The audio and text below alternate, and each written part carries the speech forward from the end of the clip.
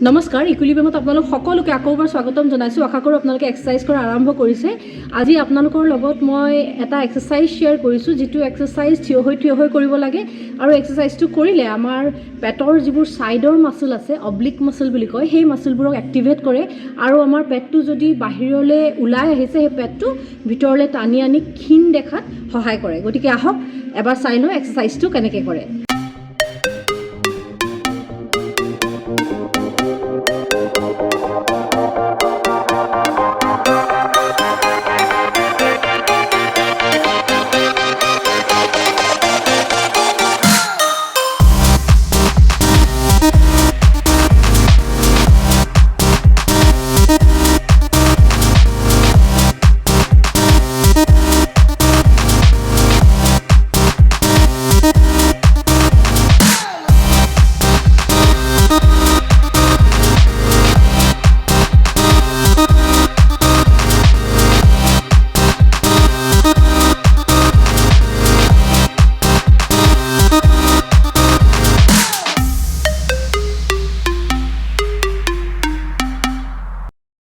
আশা কৰোঁ মোৰ ভিডিঅ'টো চাই আপোনালোকে উপকৃত হ'ব আৰু ভিডিঅ'টো চোৱাৰ বাবে অশেষ ধন্যবাদ জ্ঞাপন কৰিছোঁ নমস্কাৰ